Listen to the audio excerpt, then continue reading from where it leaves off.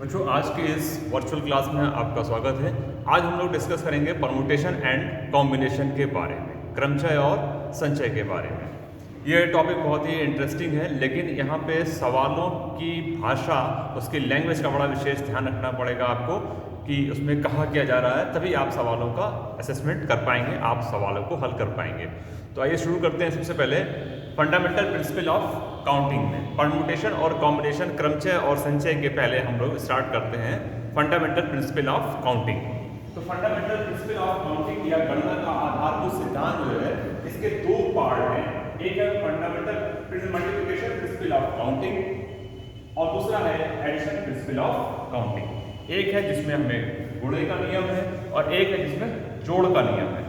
तो ये दोनों नियम कब लगते हैं, इसके बारे में आइए हम लोग सवाल के बारे में डिस्कस करते हैं। जैसे अगर सवाल में कहा जाए और एंड वर्ड का यूज किया जाए तथा, तो जब एंड वर्ड का यूज किया जाएगा तब ये एक सवाल को समझने का तरीका मैं आपको बता रहा हूँ। और इसमें सवाल में और वर्ड का यूज किया जाएगा या, और इसमें देखिए जैसे अगर एक काम को हम m प्रकार से कर सकते हैं और उस काम को करने के बाद उसी काम को n प्रकार से कर सकते हैं। एक काम को हमने पहले n प्रकार से किया, उसको करने के बाद उसी काम को अगर यदि हम n प्रकार से कर सकते हैं तो कुल प्रकार कितने होंगे, टोटल वेज हो जाएंगे n इंटू n। इसी तरीके से यदि हम किसी काम को m, फिर उसके बाद उसी काम को n प्रकार से, फिर उसी बाद उसके p वेज से कर सकते हैं। तो अगर मान लीजिए m n p इस तरीके से है, तो टोटल जो उसका तरीका होगा, टोटल वेज होंगे, वो होगा m into n into p and सो, सबको मल्टीप्लाई करते हैं। ये है फंडामेंटल प्रिंसिपल ऑफ मल्टीप्लिकेशन। अभी मैं इसको आपको एग्जांपल से एक समझाता हूँ। दूसरा है एडिशन प्रिंसिपल ऑफ काउंटिंग, जोड़ का नियम। इसमें या शब्द का जैसे प्रयोग करते हैं, स्वतंत्र घटनाएं जैसे होती हैं, इसमें यदि हम एक काम को m प्रकार से कर सकते हैं या n प्रकार से कर सकते हैं, तो उसको कुल प्रकार कितने होंगे, इसमें कुल प्रकार हो जाएंगे m प्लस n। एक और एग्जांपल बताता हूं मैं आपको। जैसे यदि किसी घटना को हम लोग m प्रकार से कर सकते हैं या n प्रकार से या p प्रकार से, तो जो टोटल वेज हो जाएंगे वो हो जाएगा total ways m plus n plus p and so on. अगर आगे की घटना इस तरीके से है तो आगे इस तरीके से हो जाएगी। अब मैं इसका एग्जांपल लेता हूं। जिससे अगर आपको एक सिटी से दूसरी सिटी में जाना है, A से B पे जाना है, तो इसमें A से B के जाने के हमारे पास मान लीजिए अगर तीन तरीके हैं। या तो हम इसमें फ्लाइट से जा सकते हैं, या ट्रेन से, या रोडवेज से। तो इसमें जो टोटल वेज हो जाएंगे A से B में जाने में, देखिए A से B पे अगर हमें जाना है शहर A से शहर B में, तो हम या तो फ्लाइट से जाएंगे या फिर ट्रेन से जाएंगे या रोडवेज से जाएंगे। इसमें या तो और वर्ड का यूज़ कर रहे हैं, एक साथ हम दो ट्रांसपोर्ट के मीन्स यूज़ नहीं करते हैं, एक ही समय में एक जगह पे ही प्रेजेंट हुआ जा सकता है। तो इसमें करने के तरीके कितने होंगे, A से B तक जाने के कुल प्रकार, ये हो जाएगा 1 2 3, या तो फ्लाइट या ट्रेन या रोडवेज, तो 1 प्लस 1 प्लस 1। तो यहाँ पे जो प्रिंसिपल लग रहा है वो है fundamental principle of addition, principle ये योग का सिद्धांत, एडिशन प्रिंसिपल ऑफ काउंटिंग। अब यदि हम मान लीजिए यहाँ से B से आगे C तक जाना चाहें और यहाँ पे हमारे पास दो ही तरीके हैं, या तो ट्रेन है या रोडवेज है, तो B से C तक जाने के लिए भी या तो ट्रेन है या रोडवेज है, तो B से C तक जाने के कुल प्रकार कितने हो जाएंगे, 1 प्लस 1 बराबर 2। ये तो है एडिशन प्रिंसिपल ऑफ काउंटिंग। लेकिन यदि हमें A से C तक जाना है, तो A से C तक जाने में हम A से B पर जाएंगे और फिर वहां से B से C तक जाएंगे। A to B and B to C। तो यहाँ पे प्रिंसिपल ऑफ मल्टीप्लिकेशन लगेगा A से C तक जाने के कुल प्रकार, ये हो जाएंगे A से B तक जाने के कुल प्रकार कितने हैं 3 और B से C तक जाने के 2, तो टोटल कितने हो जाएंगे 3 into 2 यानी 6। यहाँ पे जो सिद्धांत लग रहा है वो है principle multiplication principle of counting. इसमें यहाँ पे हमने गुणा कर दिया क्योंकि A से C तक जाने में पहले हम A से B तक गए, फिर उसी काम को हम लोग B से C तक के लिए कर रहे हैं, तो A to B, B to C, total हो जाएगा 3 into 2 is equal to 6। एक और एग्जाम्पल से हम लोग इसको समझते हैं। जैसे अगर एक क्लास में किसी हमें कॉम्पिटिशन में एक क्लास में मान लीजिए अगर यहाँ पे 30 बॉयज और 25 गर्ल्स हैं, तो इस क्लास में एक क्विज या किसी कंपटीशन में रिप्रेजेंट कराने के लिए हमें एक स्टूडेंट को सिलेक्ट करना है। वो एक स्टूडेंट को सिलेक्ट करना है। अगर सवाल ये आता है एक स्टूडेंट को सिलेक्ट करना है, वो बॉय हो सकता है या गर्ल हो सकता है, कुछ भी हो सकता है, तो जो अगर हम बॉय को सिलेक्ट कर रहे हैं तो उसको सिलेक्शन के 30 बॉयज हैं, 30 में से अगर हम किसी भी एक लड़के को सिलेक्ट करेंगे तो हम 30 प्रकार से कर सकते हैं, क्योंकि हमारे पास 30 स्टूडेंट्स हैं, 30 बॉयज़ हैं, उनमें से अगर किसी एक को हम सिलेक्ट करना चाहेंगे तो किसी भी एक को सिलेक्ट करने के तरीके हो जाएंगे 30 तरीके से, क्योंकि 30 में से किसी एक को लेना है। अब अगर गर्ल को सिलेक्ट करना है तो उसमें से टोटल गर्ल्स हैं 25, तो 25 गर्ल्स को सिलेक्ट करने का तरीका हो जाएगा 25, और एक लड़के को रिप्रेजेंट कराना है तो एक स्टूडेंट को रिप्रेजेंट कराना है, तो ये हो जाएगा 30 into 25 यानी 750 वेज से हम रिप्रेजेंट करा सकते हैं। एक काम को करने के बाद हमें दूसरा काम कर रहे हैं। लेकिन यदि हमें कहा जाए कि हमें या तो एक लड़के को या एक लड़की को सिलेक्ट करना है, either one boy or one girl, in that case we have to follow addition principle of counting. यानी क्या हो जाएगा, अगर हम 30 लड़के या एक लड़की को सिलेक्ट करना है, एक लड़का या एक लड़की को, तो 30 में से एक लड़के को सिलेक्ट करने का तरीका 30 और 25 गर्ल्स में से एक गर्ल को सिलेक्ट करने का तरीका 25, यानी टोटल कितने हो जाएंगे 30 + 20। ये तब है जब यहाँ पे एंड वर्ड लग रहा है और ये तब है जहाँ पे और वर्ड लग रहा है। तो ये सवाल को पकड़ने, सवाल को पहचानने का एक तरीका है, एक नज़रिया है। आइए हम लोग इसके कुछ और एग्जाम्पल्स करते हैं। अब हम लोग पहले पढ़ेंगे मल्टीप्लिकेशन प्रिंसिपल ऑफ काउंटिंग। अभी मैंने आपको दोनों में जो अंतर है वो बताया कि दोनों में अंतर क्या है। इसमें एंड वर्ड का यूज होगा और इसमें और वर्ड का। इसमें एक काम को हम n प्रकार से कर सकेंगे, फिर उसके बाद उसी काम को n प्रकार से, उसके बाद b प्रकार से, तो टोटल हो जाएगा m into n into b। इसमें एक काम को हम m प्रकार से या n प्रकार से या b प्रकार से कर सकते हैं, तो टोटल कितना हो जाएगा n + n + b। अब देखिए इसमें और सॉल्व करते हैं।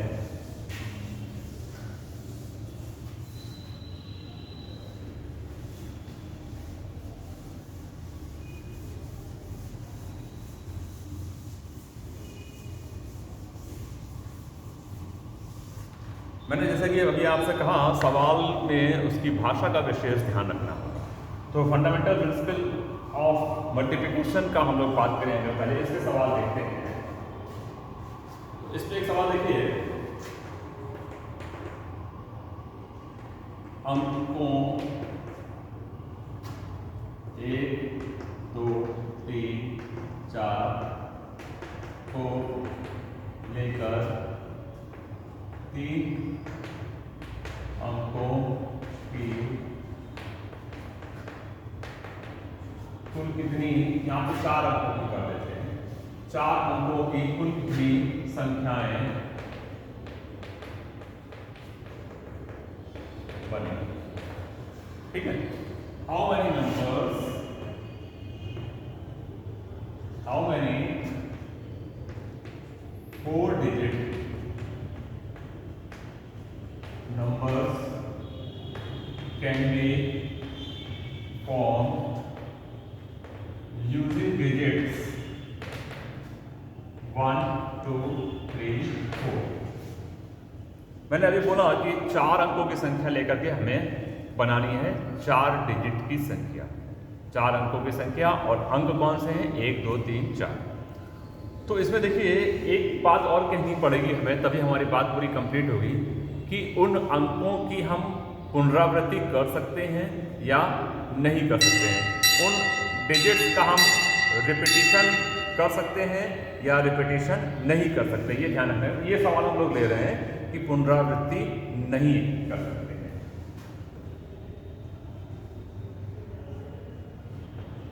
पुनरावृत्ति ना हो किसकी? अंकों की।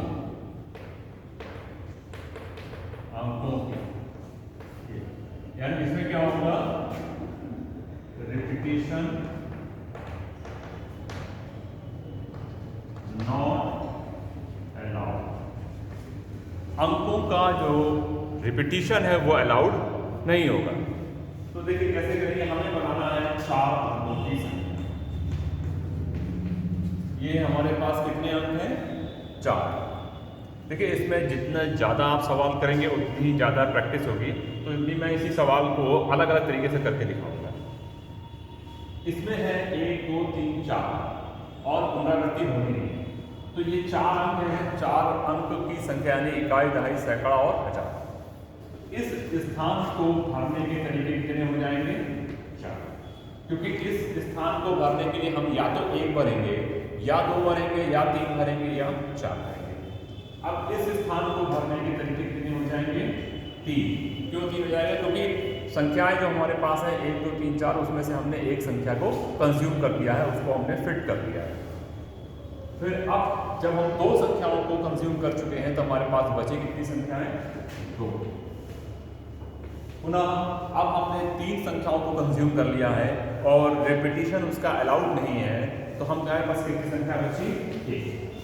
अरे हमने पहले इस स्थान को भरा 4 प्रकार से, फिर 3 प्रकार से, फिर 2 प्रकार से, फिर 1 प्रकार से। यानी पहले हमने अंकों में से एक स्थान को भरा 4 प्रकार से, फिर उसी तरीके से 2 3 प्रकार से, फिर 2, फिर 1।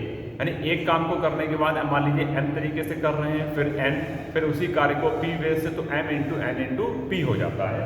तो यहाँ पे जो टोटल वेज हो जाएंगे यानी टोटल डिजिट्स हो जाएंगी, टोटल नंबर्स हो जाएंगे, वो कितने हो जाएंगे? 4 इंटू 3 इंटू 2 इंटू 1। ये आ जाएगा 24। 4 into 3 into 2 into 1 that is 24। ये हमारे पास टोटल नंबर्स हो जाएंगे। अब देखिए इसी में यदि हमें डिजिट्स का रिपीटिशन अलाउड है, अंकों की पुनरावृत्ति हो, तो सवाल बदल जाएगा। रिपीटिशन अलाउड, देखिए ये क्या था? Repetition not allowed. अब है रिपीटिशन अलाउड। तो जब रिपीटिशन अलाउड होगा तब क्या करेंगे? तब हम अगर हमारे पास इस स्थान को भरने के 4 तरीके हैं, 4 अंक हैं, तो इस स्थान को भरने के भी 4 ही तरीके होंगे, 4 प्रकार से हम भर सकते हैं। क्योंकि जो संख्या हमने एक बार भर दी है उसको हम दोबारा भी प्रयोग में ला सकते हैं। फिर इसको भी 4, सब जितने भी 4 अंकों की संख्या के स्थान थे उन सबको हम 4 4 4 अंकों से भर सकते हैं, क्योंकि अंकों की पुनरावृत्ति हो सकती है। तो टोटल कितने होंगे? जैसे कि इस स्थान को भरा हमने 4 प्रकार से, फिर भरा 4, फिर 4, तो जो टोटल वेज हो जाएंगे 4 इंटू 4 इंटू 4 इंटू। देखिए जरा सा सवाल बदला और आंसर में कितना डिफरेंस आ गया। ये था जब रिपीटिशन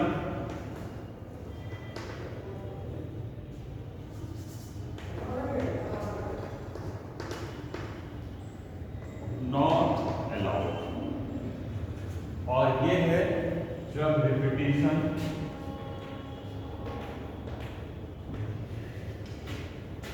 अलाउड। तो जब अंकों की पुनरावृत्ति हो सकती है तो एक बार प्रयोग किए गए अंक को हम दोबारा भी प्रयोग में ला सकते हैं। तो अगर इस स्थान को भरा 4 प्रकार से, तो कोई भी अंक को हम दोबारा फिर यूज करेंगे तो इसको भी भर सकते हैं 4 प्रकार से। अब इसी सवाल को मैं बदल दूँ अगर, तो यहाँ पे अगर कर दिया जाए 4 अंकों को लेकर के 3 अंकों की संख्या, कुल कितनी संख्याएं बनेंगी? 3 अंकों की संख्या बनानी है और डिजिट्स हमारे पास कितने हैं? डिजिट्स हमारे पास है 1 2 3 4। तो अब एक जो स्थान है वो कम हो जाएगा, एक स्थान कम हो जाएगा। 3 अंकों की संख्या यानी इकाई, दहाई, सैकड़ा, यहां तक रहेगा यूनिट्स, टेंस एंड हंड्रेड्स।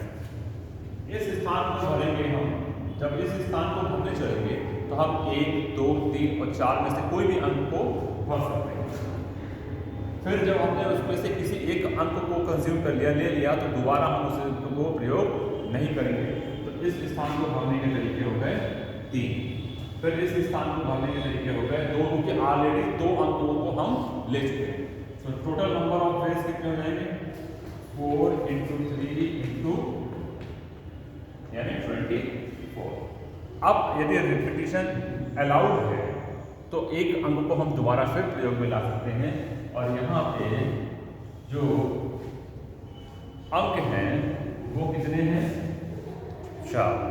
इस स्थान को बोल सकते हैं 4 प्रकार से, इसको भी 4 प्रकार से और इसको भी 4 प्रकार से, क्योंकि एक बार यूज किए गए डिजिट्स को हम दोबारा भी यूज कर सकते हैं। तो टोटल वेज हो जाएगा 4 × 4 × 4 ये। और यहाँ पे अगर सवाल बदल जाएगा तो फिर आपका सवाल को करने का तरीका भी बदल जाएगा। देखिए इसी सवाल को मैं फिर बदल देता हूँ। अब की बार हम लोग डिजिट्स को चेंज कर दे रहे हैं। अंकों 1 2 3 4 की बजाय यहाँ ले लेते हैं अंकों 0 1 2 3 को लेकर के 3 अंकों की संख्या बनानी है।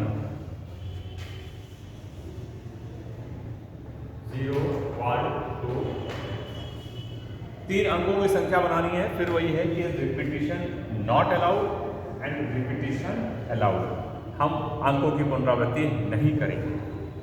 अब देखिए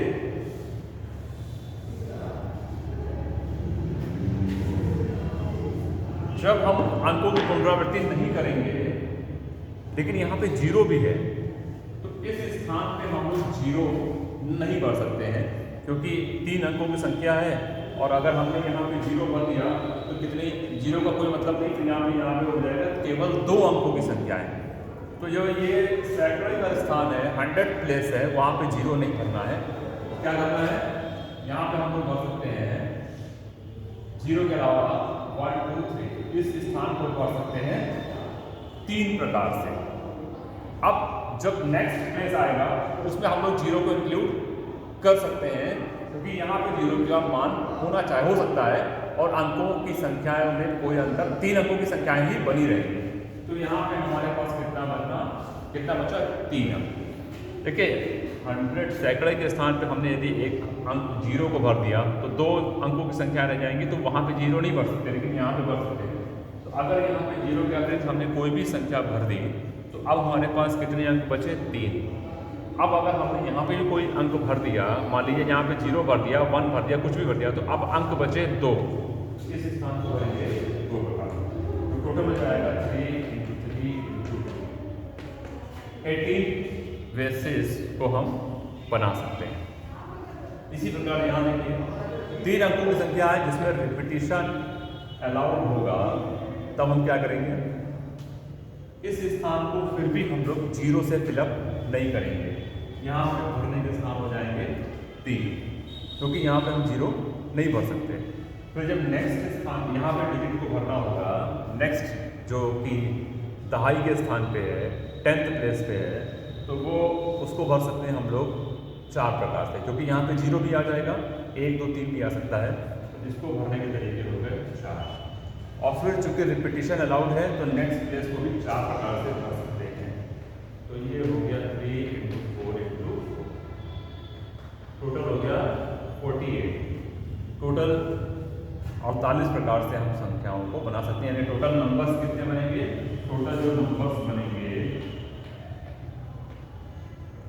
वो हो जाएंगे 48।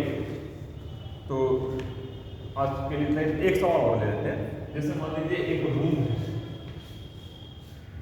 इस रूम में 6 डोर है, 6 डोर्स हैं इस तरीके से।